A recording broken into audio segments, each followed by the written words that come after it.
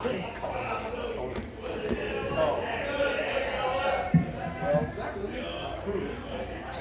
welcome to the Eastside Wednesday night open mic in Boise. I'm allegedly a comedian, but I prefer to sell myself as a demotivational speaker. If you feel like you should do something, you probably shouldn't. I know this because I will be 50 very soon, and every time I think I'm ready to do something, my joints go, slow your roll, bitch, slow your roll. You're not 16 anymore. Settle the fuck down. I read too much. You know how I know I read too much? I was reading this article about how plants communicate with each other. And I looked at my chronically struggling houseplant and went, that's the problem. It's not that I'm a shitty plant parent. She needs friends. So I took her outside. I figured the lawn with all my weeds is like clubbing for a houseplant. Maybe she'll make some friends, find a will to live, quit slowly dying in my house, adding to my depression. And that's when I realized this is why I don't smoke weed, because I have thoughts like this when I'm not high. Don't get me fucked up. Things will get even weirder. I did get very fucked up this weekend with a bunch of friends.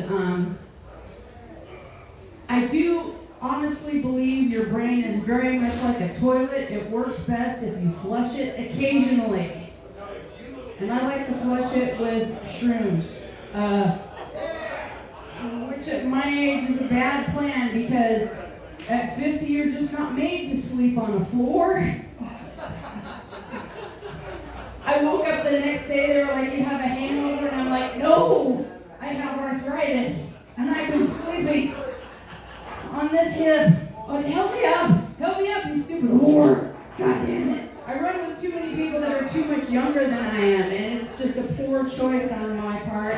But I have a plan. You should always have multiple friends that are much younger than you, because I used to be a very serious drug addict, and I have this plan that when I hit 90, I'm not falling off the wagon, I'm throwing myself off the wagon. And I need younger people to go to the street and buy me some heroin. So I think I'll be ready to check out. I don't know, my grandpa made it to 93, and he seemed pretty happy, but he was also kind of a shithead. Like, he still had all of his cognitive function, but his physicality was gone, and he gave zero fucks. So we had to watch him all the time because he fell down. He was supposed to have his walker, and he would just start doing shit, and I'd follow him. Grandpa, use your walker, and he would just fucking blow me off and turn around and then be like, magic walker, follows me everywhere I go. This is the type of old shithead I want to be. I kind of am right now. It's delightful. Oh, that's the best part of the East Side, the hot bitches. Anyway, I got you, girl. I got you. So, let's do some real material besides shit that I'm just kind of trying out. I don't know if you guys are familiar with an open mic concept at comedy. People that are comedians are dark, twisted pieces of garbage, and everything that comes into our mind is funny. And we have to do this and get reactions from people to find out what's really funny to normal people. And so I come here, I try shit out, I see the reaction. Sometimes I hurt people's feelings. And sometimes I care. But sometimes I do real material. So let's go back to an old favorite, an honor of an angel who isn't here, but some of the pairs here. So I like to go out looking for love in mixed gender groups, if you know what I'm saying. You just have a higher success rate if you go to the meat market bar with males and females versus just females or just males. So I was out with a herd of hoes, and we were, on the quest. You know what we're looking for. Not Mr. or Mrs. Right, just Mr. or Mrs. Right.